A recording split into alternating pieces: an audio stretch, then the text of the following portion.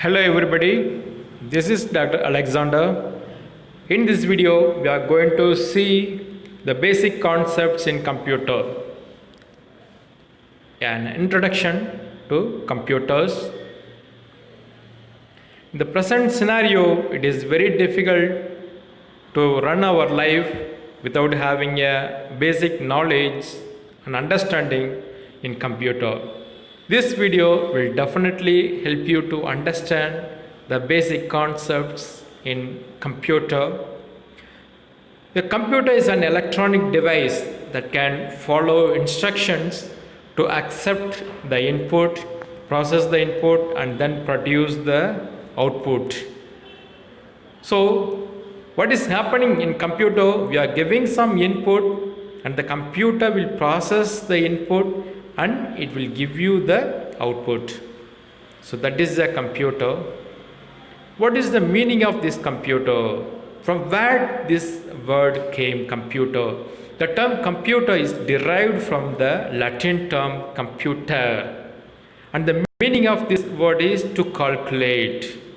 And computer always needs a program to do anything. Without a software, program is nothing but a software.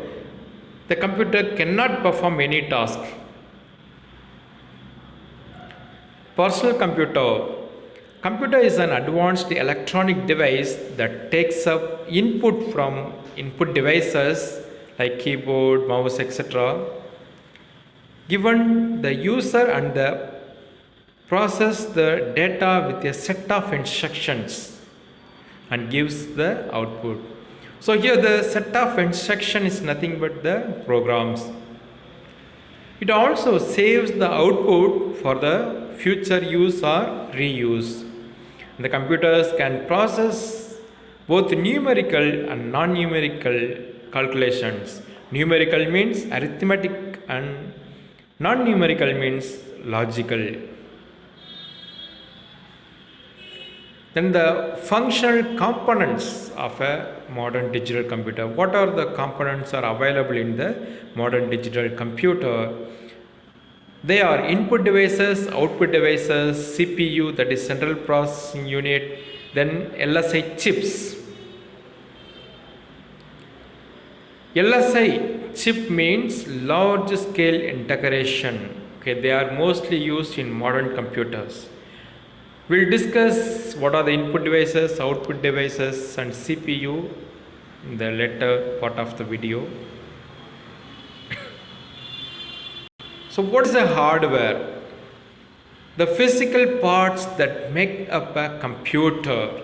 Okay, so they are called hardwares. For example, CPU, input devices, output devices, memory devices. They are all called as hardwares. You can see here a number of hardwares I have listed here.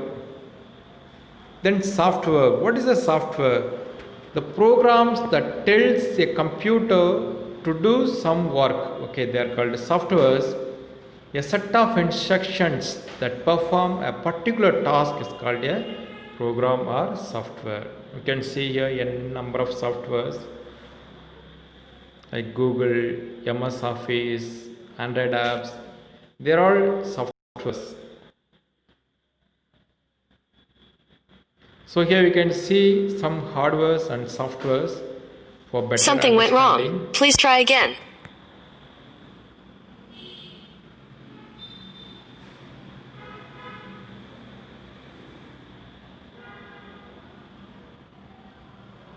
Now peripherals. We have already seen hardwares, softwares. What is this peripherals? Peripherals are the hardware devices connected to any part of the computer except CPU. Okay, so they are called peripherals, and some examples are keyboard, mouse, monitors, printers, scanners, disk, tab drivers, microphones, speaker, joystick, plotters, and camera, etc. So you can see here the peripheral devices. Next, what are the functions of a computer? accepting the input data, processing the input data, and producing the output from the processed data, and storing the result and controlling all the devices. These are the 5 important functions of a computer.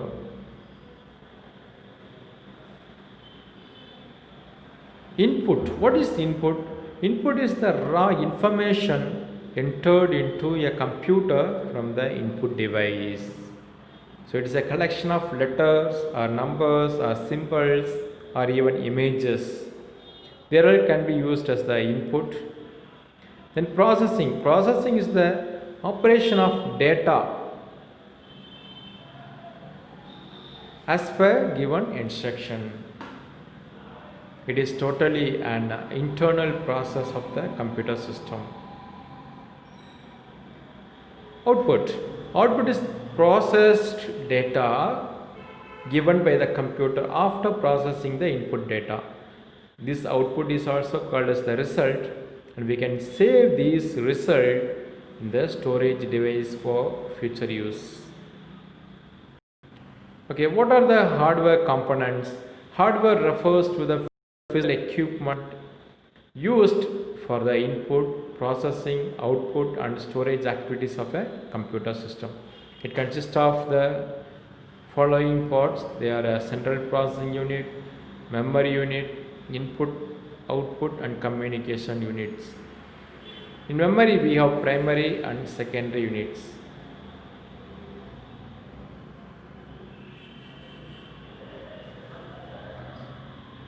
What is CPU?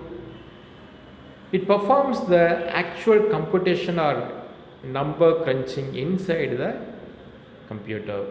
The CPU is a microprocessor made up of millions of microscopic transistors embedded in a circuit on a silicon wafer or a chip. This CPU consists of a control unit, arithmetic and logical unit, and registers. Control unit. The control unit sequentially accesses program instructions, decodes them, and controls the flow of data to and from the ALU, the registers, the caches, primary storage, secondary storage, and various output devices. Arithmetic logic unit. This portion of the CPU performs the mathematical calculations and makes logical comparisons. So all the mathematical calculations and logical comparisons are done in ALU. Registers. These are the high-speed storage areas in the CPU that store a very small amount of data and instructions for a short period of time. So here in registers, we can store very small amount of data, and it is for short time period.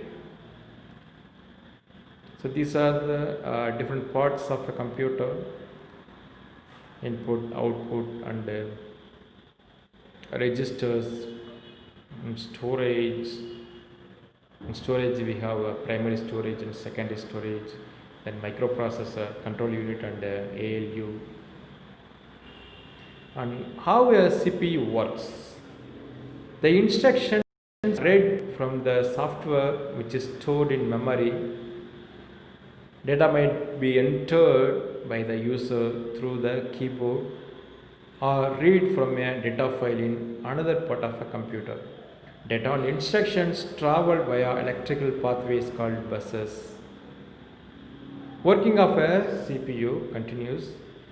The data and instructions are converted into binary form, that is zeros and ones, because the computer can read only the binary numbers, not alphabets. The CPU can process only the binary data.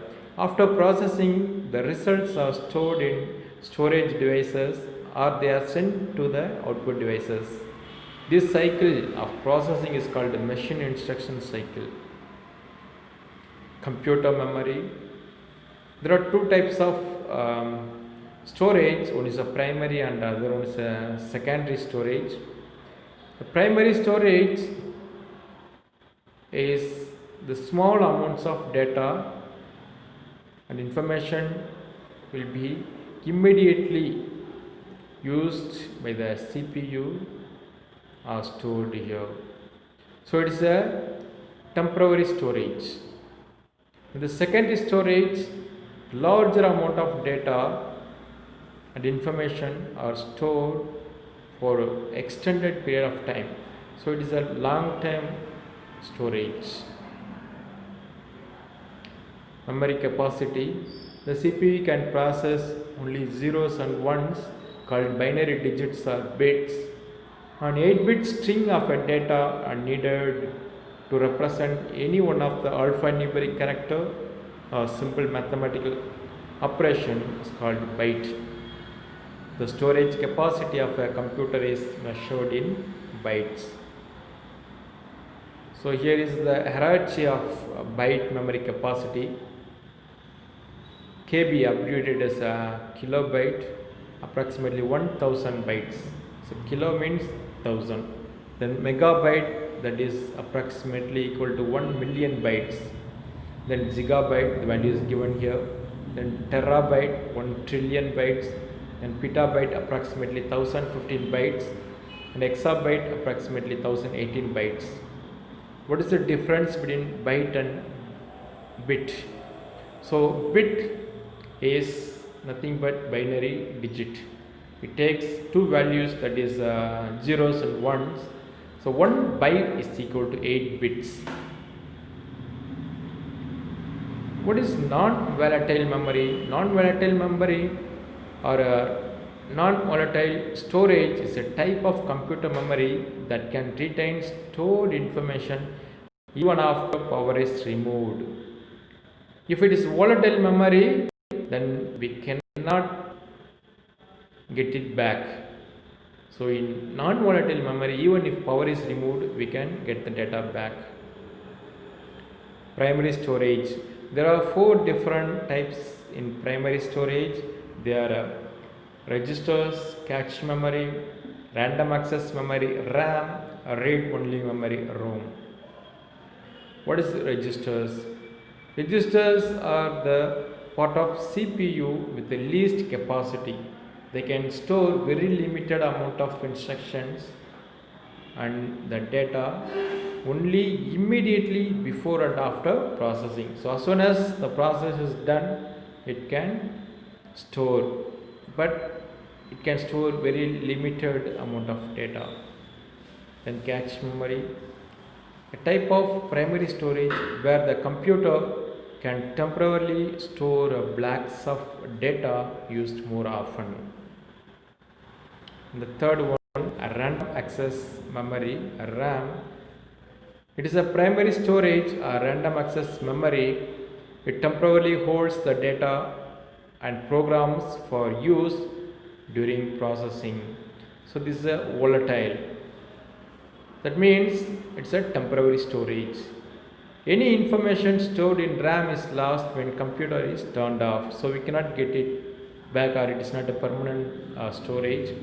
RAM is the memory that the computer uses to temporarily store the information as it is being processed. Read only memory, ROM. So this is an important part in memory. So it's a programmed during manufacturing itself. It consists